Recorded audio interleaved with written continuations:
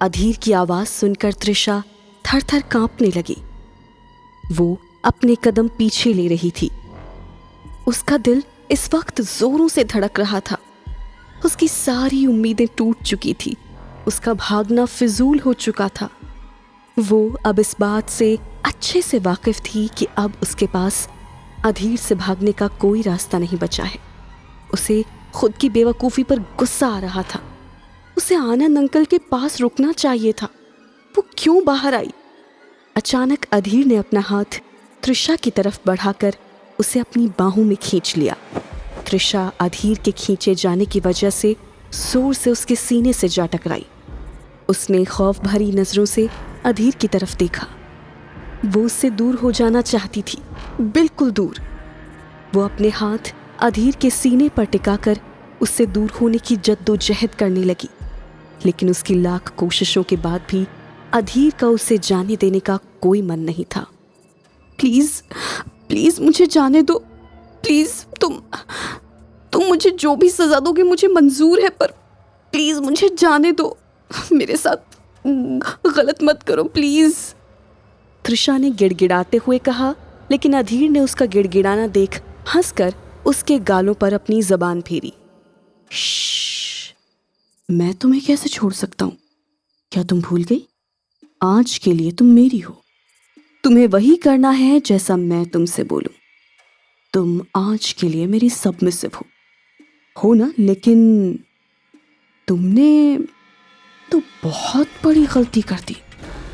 तुमने मुझसे भागने की कोशिश की, मुझे इतना परेशान किया। अब परेशान करने की बारी मेरी है। मैं तुम्हें दिखाऊंगा कि मास्टर को डिसोबे करने का अंजाम क्या होता है। Okay my beautiful submissive.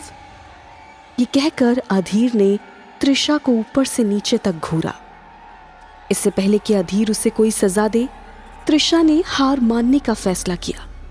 वैसे भी अब भागकर कोई फायदा नहीं था। अधीर उसे जाने देने वाला नहीं था और वो अपनी बेकार की कोशिशों की वजह से आदि के इलाज में कोई रुकावट नहीं चाहती थी।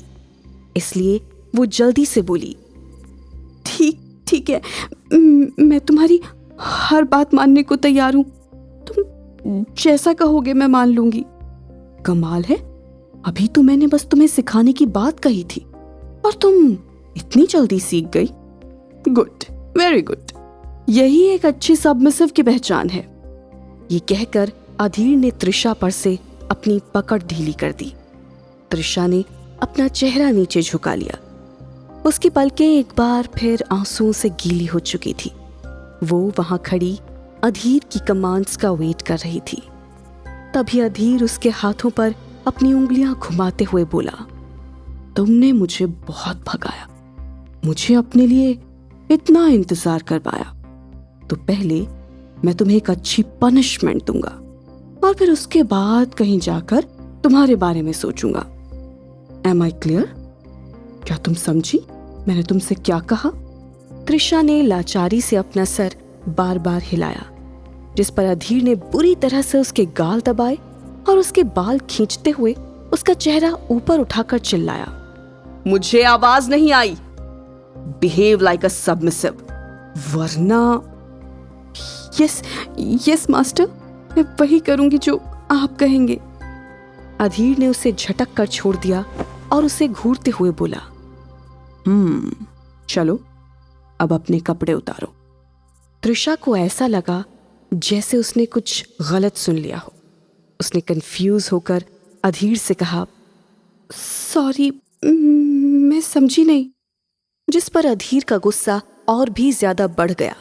उसने आगे बढ़कर एक बार फिर तृषा का चेहरा पकड़ा और उसे अपनी आंखों में देखने के लिए मजबूर करते हुए अपना एक एक शब्द चबाते हुए बोला, मैं समझाता हूं ना, मैंने कहा अपने कपड़े उतारो।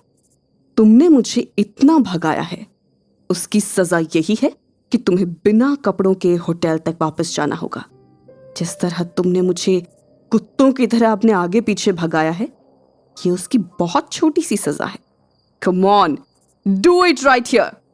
अधीर ने धमकी देते हुए तृषा से कहा और उसे झटक कर खुद से दूर कर दिया।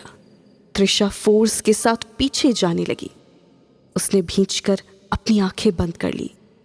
वो जमीन पर गिरने ही वाली थी कि तभी वो किसी के मजबूत सीने से टकराई। उसे इस वक्त किसी ने अपनी बाजुओं में थामा हुआ था। उसने धीरे से सर उठाकर अपने पीछे खड़े इंसान की तरफ देखा। ये आदमी तो उसे बीच पर मिला था। ये वही आदमी है जो कुछ देर पहले किसी के लिए रो रहा था। ये सोचकर उसकी आंखें हैरानी से बड़ी हो गई। वहीं रेयांश ने उसे ध्यान से देखा और उसे अपने पीछे करते हुए अधीर को अपनी गुस्से भरी नजरों से घूरा। उसके मन में भरा गुस्सा इस वक्त साफ उसके चेहरे पर देखा जा सकता था, लेकिन अधीर को ना ही रेयांश से फर्क पड़ता था, ना ही उसके गुस्से से। अधीर का रेयांश के आगे अकड़ में खड़ा होना रेयांश को और भी ज्यादा गुस्सा दिला रहा था। वहीं अधीर ने अपना सर एक तरफ झुकाकर रेयांश के पीछे खड़ी त्रिशा को देखा और उसे ऑर्डर देते हुए बोला, यहां मेरे पास आओ। त्रिशा ने डर से कांपते हुए अपना सर नीचे झुकाया और अपने कदम अधीर की तरफ बढ़ाए, लेकिन तभी रेयांश ने उसे अपने कोट से कवर किया और वापस उसे अपने पीछे खींच लिया। वो एक बार फिर त्रिशा के सामने उसकी ढाल बनकर खड़ा था।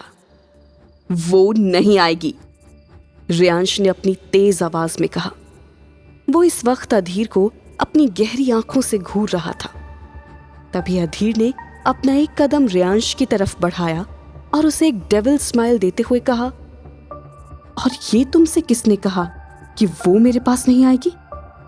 वो आज के लिए मेरी गुलाम है। अधीर की बात सुन रेयांश का खून गुस्से से उबलने लगा। वो आज के लिए मेरी गुलाम है। ये बात रेयांश के जहन में गूंजने लगी। वो आगे बढ़ा और अधीर के चेहरे पर एक जोरदार घूंसा जड़ दिया। अधीर एक झटके में रोड पर जा गिरा। इससे पहले कि वो अपने पैरों पर खड़ा हो पाता, रेयांश ने आगे बढ़कर उसके पेट पर एक लात जमा दी। अधीर रेयांश से खुद को बचाने की कोशिश कर रहा था, तो वहीं रेयांश अधीर को इतनी बुरी तरह मार रहा था कि अधीर को अपने लिए लड़ने का मौका तक नहीं मिल रहा था। वहीं रेयांश के लिए अधीर उसका गुस्सा उतारने का जरिया बन चुका था। गुस्सा आरोही की चॉइस न होने का, गुस्सा अपने प्यार को अपने सबसे अच्छे दोस्त के साथ देखने का, गुस्सा आरोही के उसे ठुकराने का, गुस्सा प्यार के नाम पर खुद को बेवकूफ बनाए जाने का।